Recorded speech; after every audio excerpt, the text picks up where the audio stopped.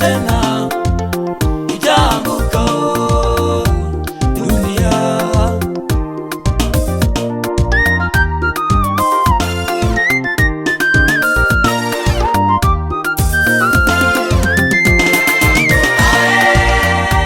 Dunia sasa iko ukingoni, dunia iko ukingoni, iko mwisho, iko ukingoni.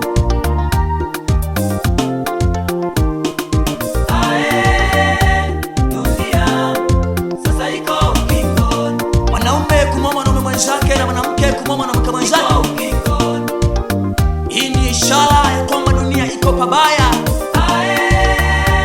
Dunia sasa iko ukingoni. Ushoga na usagaji yamekuwa ni mambo ya kawaida katika jamii. Wachungaji na maaskofu wanalisha dhambi. Dunia sasa iko ukingoni. Wanasema ya kwamba Yesu aliyemaliza msalabani ni jambo la ajabu na la kutisha kwa kizazi hiki. Dunia iko ukingoni, iko ukingoni, na hii ni zaidi ya Sodoma na Gomora iliyoteketezwa. Sasa iko ukingoni, wakati ule kwa ukaidi wa dhambi hizi za leo zinazotendwa hivi leo kana kwamba ni jambo la kawaida.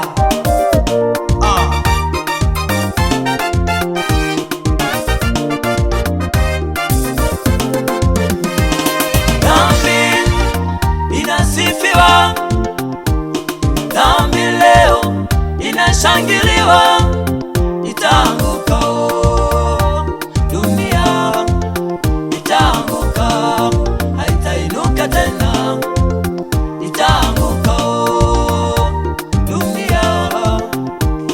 Walikuwepo wenye mali zao, walikuwepo wenye fedha zao, walikuwepo wenye elimu zao, walikuwepo wenye malingo yao. Wadada walembo nao walikuwepo, wenye maumbo namba 4 walikuwepo. Wadada walembo nao walikuwepo, wenye maumbo namba 4 walikuwepo. Hawapo, hawapo, hawapo, hawapo.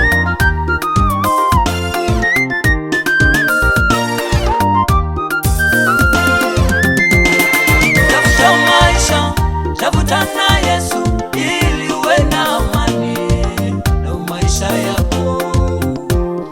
Tafuta pesa, tafuta na Yesu ili uwe na amani na pesa zako. Tafuta maisha, tafuta na Yesu ili uwe na amani na maisha yako. Tafuta pesa, tafuta na Yesu ili uwe na amani na pesa zako. Dunia inakudanganya, usipompata Yesu inakudanganya. Dunia inakudanganya, bila Yesu inakudanganya. Dunia inakudanganya, usipompata Yesu inakudanganya. Biblia katika kitabu cha Timotheo wa pili na sura ile ya 3, Biblia inasema, lakini ufahamu neno hili ya kuwa siku za mwisho kutakuwako nyakati za hatari. Maana watu watakuwa wenye kujipenda wenyewe, wenye kupenda fedha, wenye kujisifu, wenye kiburi, wenye kutukana, wasiotii wazazi wao, wasio na shukurani, wasio safi, wasiowapenda wakwao, wasiotaka kufanya suluhu, wasingiziaji, wasiojizuia, wakali, wasiopenda mema, wasaliti, wakaidi, wenye kujivuna, wapendao anasa kuliko kumpenda Mungu, wenye mfano wa utauwa lakini wakikana nguvu zake, hao nao ujiepushe nao.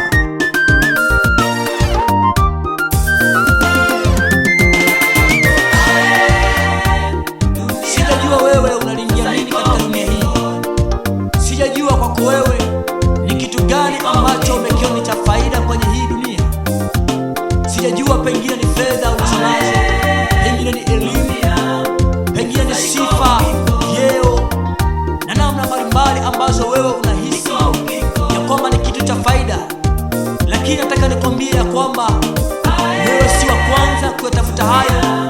Walikuweko watu ambao waliyatafuta, lakini mwisho wao umekuwa ni mbaya.